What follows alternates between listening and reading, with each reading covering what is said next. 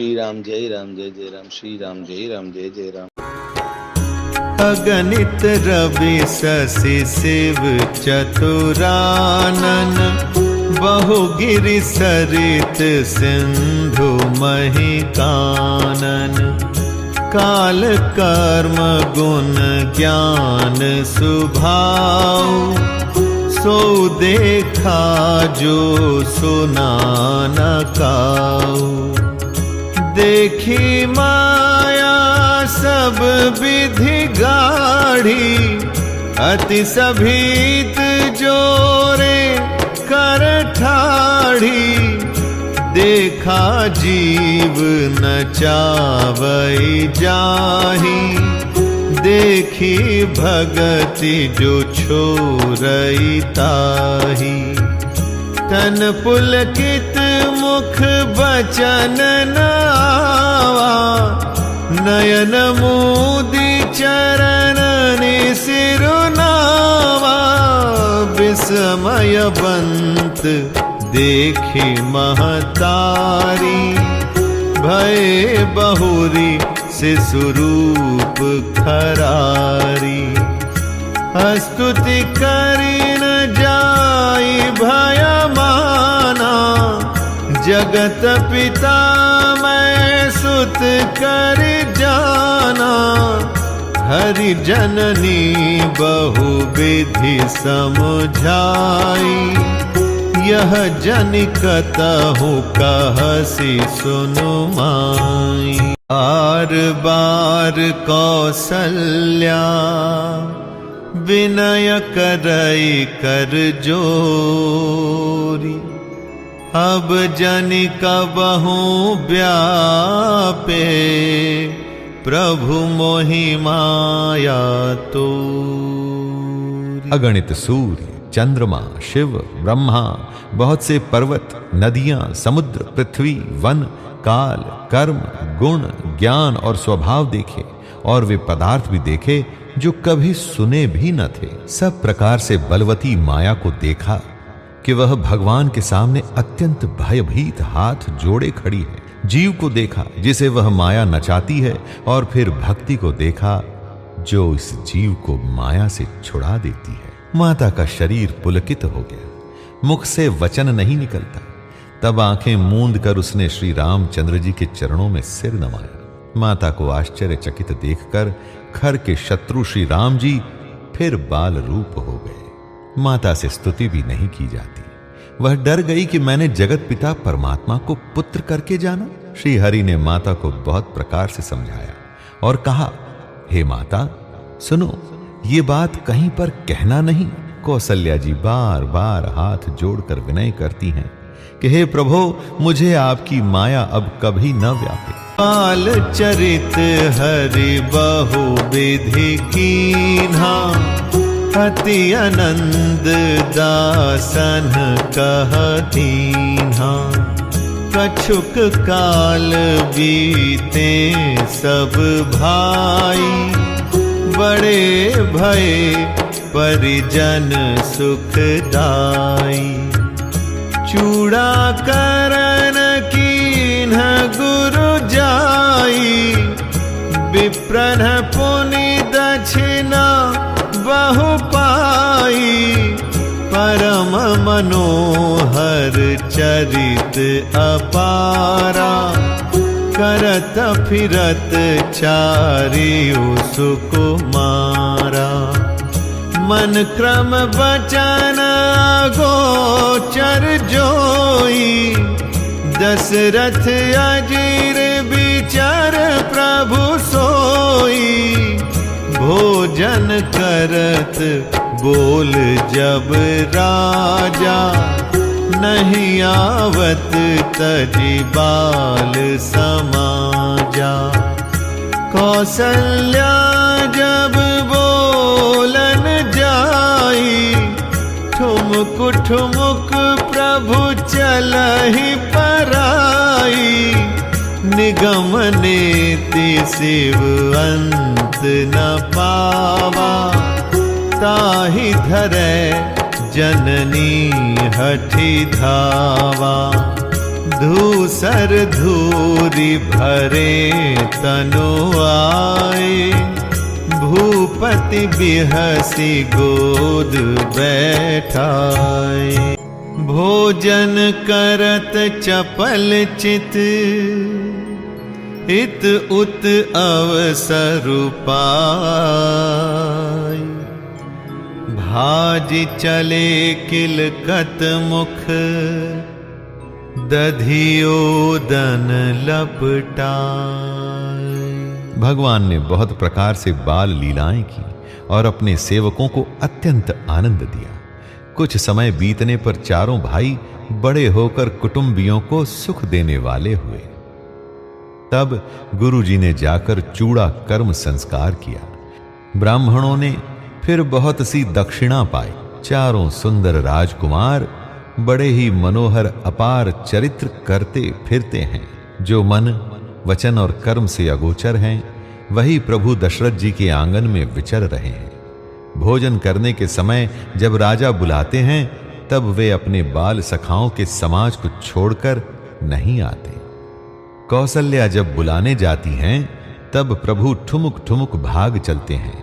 जिनका वेद नेति इतना ही नहीं कहकर निरूपण करते हैं और शिवजी ने जिनका अंत नहीं पाया, माता उन्हें हठ पूर्वक पकड़ने के लिए दौड़ती हैं। वे शरीर में धूल लपेटे हुए आए और राजा ने हंसकर उन्हें गोद में बैठा लिया। भोजन करते हैं पर चित्त चंचल है। अवसर पाकर मुंह में दही भात लपटाए किलकारी मारते इधर उधर भाग चले। बाल चरित अति सरल सुहाए, सारद शेष शंभु श्रुति गाए। जिन्ह कर मन इन्ह सन नहीं राता, ते जन वंचित किए विधाता। भय कुमार जब ही सब भ्राता, दीन जने गुरु पितु माता। गुर ग्रह गए पढ़न रघुराई, अल्प काल विद्या सब आई। जाकी सहज श्वास श्रुति चारी, सो हरि पढ़ यह कौतुक भारी। विद्या विनय निपुण गुणशीला, खेल ही खेल सकल नृप लीला। करतल बाण धनुष अति सोहा, देखत रूप चराचर मोहा। जिन्ह बीथिन बिहरहि सब भाई, थकित होई सब लोग लुगाई। कौशलपुर बासी नर,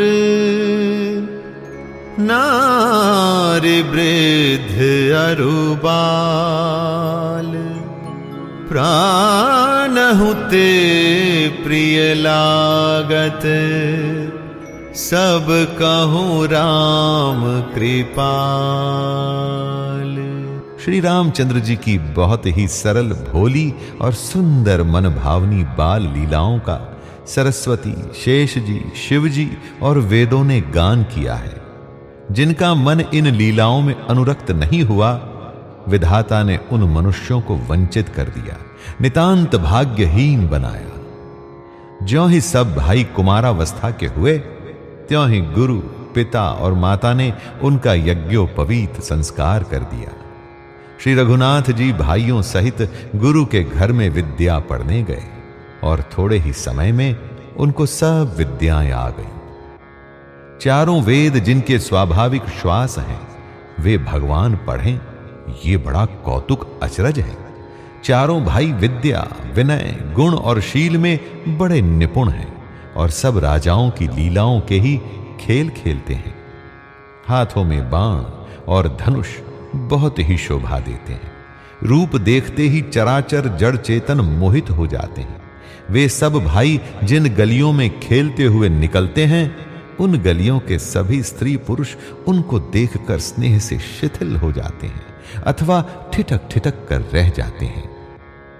कोसलपुर के रहने वाले स्त्री पुरुष, बूढ़े और बालक सभी को कृपालु श्री रामचंद्र जी प्राणों से भी बढ़कर प्रिय लगते हैं। बंधु सखा संग ले ही बोलाई, वन मृगया नित खेलहि जाई।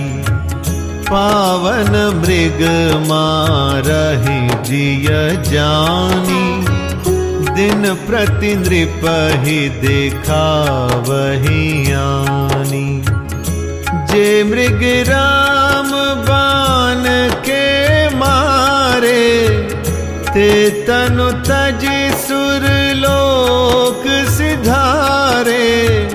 अनुज सखा संग भोजन करहि, मातु पिता आज्ञा अनुसरहि। जेहि विधि सुखी होहि पुर लोगा, करहि कृपा निधि सोई संजोगा।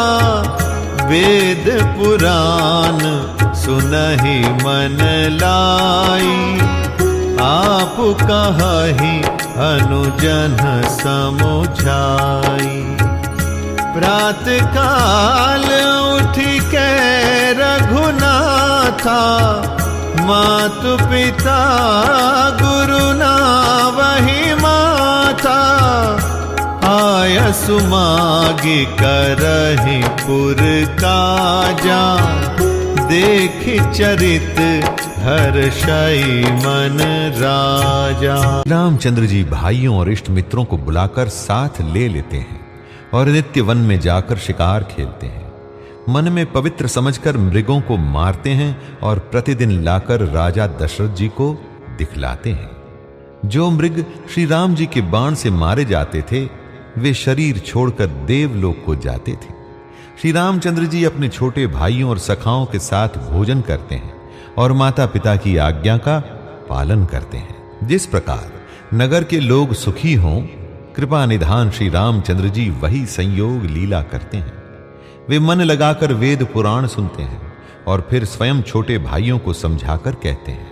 श्री रघुनाथ जी प्रातः काल उठकर माता पिता और गुरु को मस्तक नवाते हैं और आज्ञा लेकर नगर का काम करते हैं।